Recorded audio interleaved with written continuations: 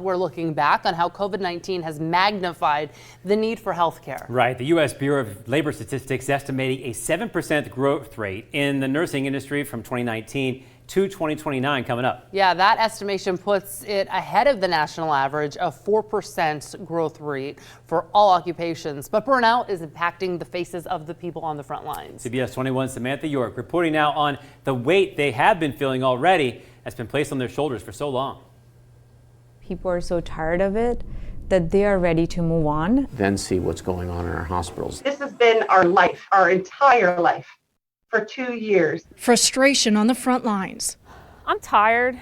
2 years into the pandemic. It becomes very difficult when you're not seeing people get better anymore, despite everything you're doing. It's making providers feel like they're a failure. Healthcare heroes fading. There was a point at the start of this when we were the healthcare heroes. We certainly don't feel like heroes. I'm here to take care of them.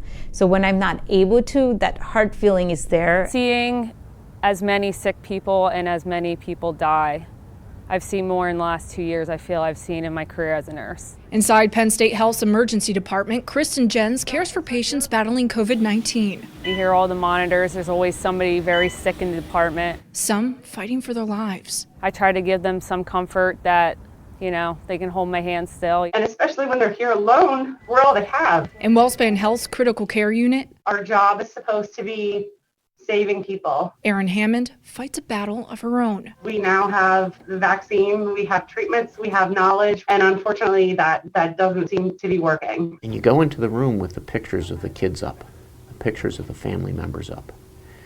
And if somebody's on the ventilator, we know they've got less than a 50% chance of leaving the hospital. Having to do that day after day, it gets really hard. The cases that you remember that kind of weigh a little heavier on you once you get home. The patients who do get out have long recoveries ahead. When they do come out of the hospital, they're short of breath, they can't go back to work, and they're angry. If I didn't have it all in me, I could truly be upset and be in tears that I did everything possible. Family First Health caters to a medically underserved population and faces increased demand for services. There's still ongoing COVID care.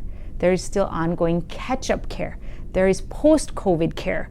And then we're still going to go back to the preventive care. Dr. Hetal Patel has half the staff needed to manage it all. Those who are working double the effort to try and fill the void. A healthcare crisis on every level. A lot of people have decided they just can't do this. I mean, I've been picking up the help just because we do have so many holes. The American Medical Association projects 1 in 5 doctors will likely leave the industry within 2 years. There aren't more providers in the pipeline, so we haven't been able to replace those providers. Reports show 1.2 million new registered nurses will be needed by 2030. Not only do you have high volumes, but you have fewer people to treat those patients. Burnouts expediting retirements. People just get frustrated thinking their wait times are because we don't want to see them, but behind the scenes we are working our butts off.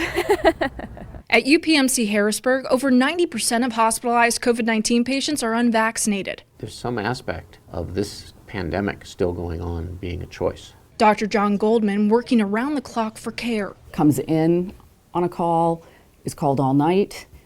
He's doing notes all night. Yeah, he's exhausted. If we don't do it, no one else will. As cases decline once again, healthcare professionals are keeping their guards up. And as soon as you get a breath, there's another wave. Voices of the front lines begging to be heard. Everybody has given a part of themselves to this pandemic, where it's going to take us a long ways to recharge that part. For CBS 21 News, I'm Samantha York.